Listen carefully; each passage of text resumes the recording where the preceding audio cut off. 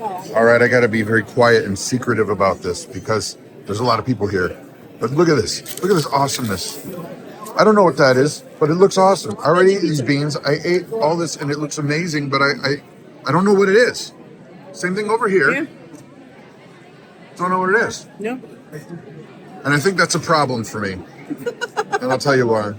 There is a major problem with church potluck dinners. Not just churches. Oh, no. This is a major, major problem. I used to travel a lot playing in a band. And if you're in a band and you're playing at churches, or you're a speaker or a pastor role kind of thing, you know exactly what I'm talking about. They will put on, especially in the South. Oh my gosh. Ladies in the South, they know how to potluck. Yes, they do. And if you've been in that situation, you know that, okay, potlucks are going to be off the charts amazing. Do I go to Ruth's Chris Steakhouse or some tiny little church potluck in the middle of nowhere in the center of Alabama? Mm-hmm. And I'll tell you why. The food is always amazing. Mm-hmm. Always amazing. However, there is a major problem with it. You're going to go and you're going to load your food up and you're going to see this and that, and that's so good. And then you're never getting it again. Nope. You're never getting it again. Unless you know who made it. It still doesn't matter. Most potlucks, you never know who made it. Still doesn't matter. And that's actually going to be where we're going with this. But before we get there, before we get to that, because I want to know, ladies out there, who has the best potlucks? Churches. Name your church. Say it. What is the thing that you bring to potluck? What is the thing you bring to potluck that you always get? Always. Oh. What do people want when you bake? Just give it away. Yeah. When you do for food at church? When I bake bread. Mm-hmm. Yep. You're gonna have to do more than yep. Well, okay, the Amish white bread, I make it into rolls, and everybody just goes gaga over them. Yep. So.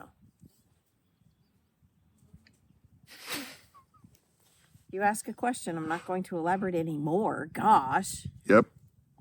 So, yes, her bread is ridiculous. People, they ask in advance if Christa's going to be baking bread. Yes. Yeah. What is your thing that you bring to potlucks? Ladies, gents, hey, I got no shame in the game. Gentlemen, if you got your thing, start your engines, put it down in the comments section below. Put the recipe in the comment section. Share with all so we can have our own potluck right here. Which is, she's actually jumping the gun on me. Oh, sorry.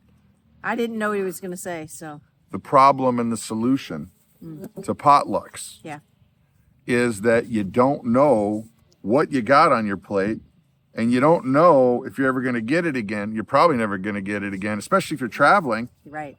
And then even if you thought, what was that stuff that had macaroni and hamburger and peanut butter and tuna in it, and it was delicious. That sounds disgusting. But there's no recipe card. No. And so when I think about potlucks, I think about a lot of the problems in society. Brad, you're crazy. You're talking about tuna and peanut butter in potluck, and now that makes you think of the problems in society. And I say, yes, you know why? Because the solutions are out there. Nobody's leaving the instruction card. Nobody's leaving the recipe card. And you know what? You may say, okay, Brad, well, I have called people about this perceived problem or this actual real problem in the world, and nobody's listening. Maybe you got the wrong recipe with the wrong person. Yeah. Sometimes, if you're in the right place at the right time, things are going to fire on all cylinders. And sometimes it just wasn't the right time. For example, what is that weird concrete mixer shake thing that Caleb has just recently started to like?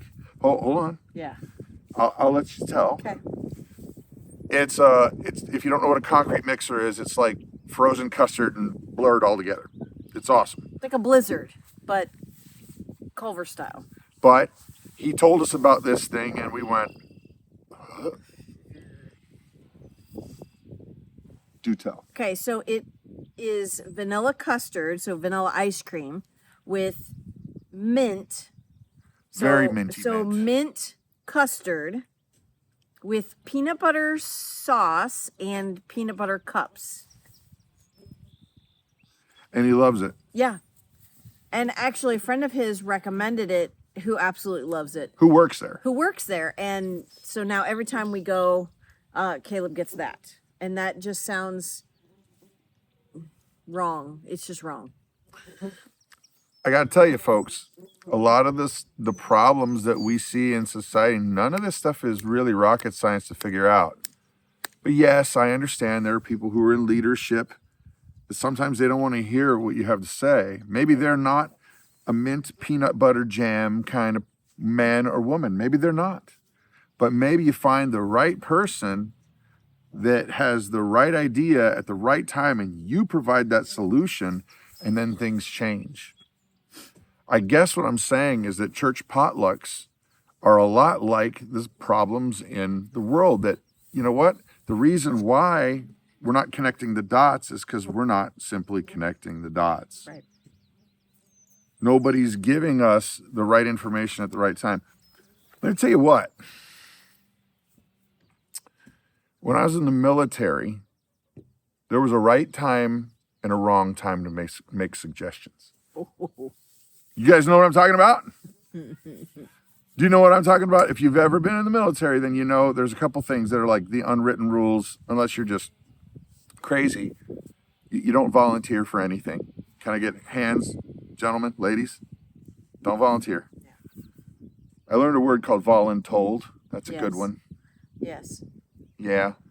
But when you're in the military, there's some things you understand. There's a right time and a wrong time to open your mouth. Most of the time is the right time to keep your mouth shut. Yes. But every once in a while, you could be the right person at the right time with the right solution, and then things change fast.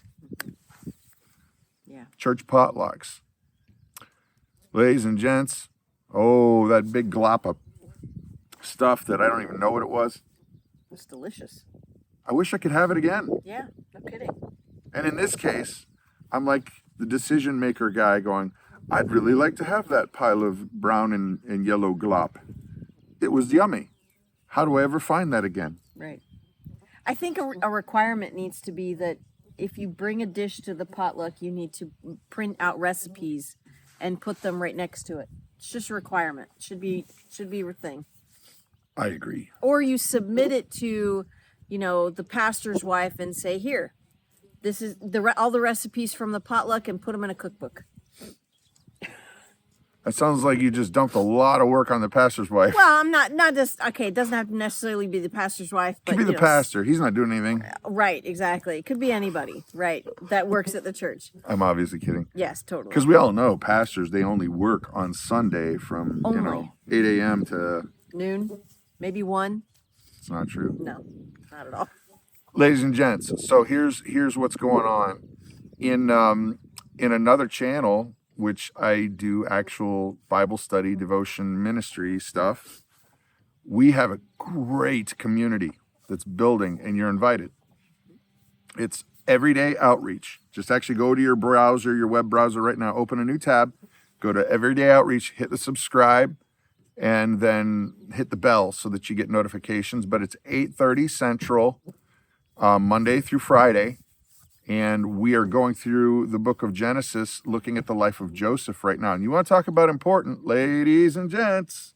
Super important. There's solutions for our troubles that we're seeing in Genesis, that we're seeing now, that are happening now.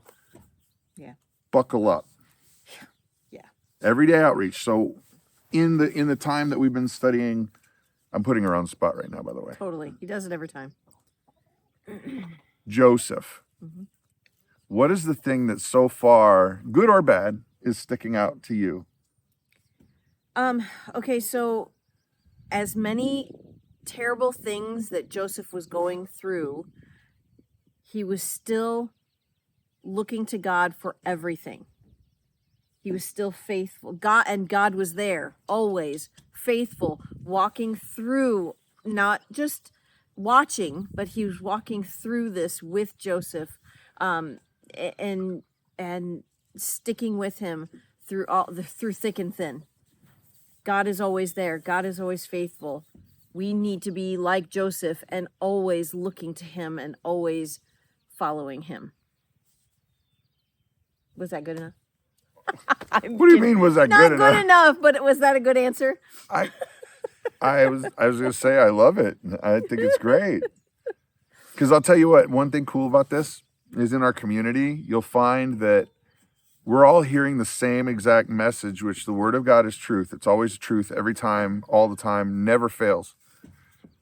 But it's amazing to me how every single person gets a little bit slightly different take out of the same exact truth. Yep. It doesn't change the truth of the Word of God because it's always truth. But what does always blow me away is that you'll get something that's different than a person on our chat who's Delaney B. Yeah. She's one of our moderators. Yeah.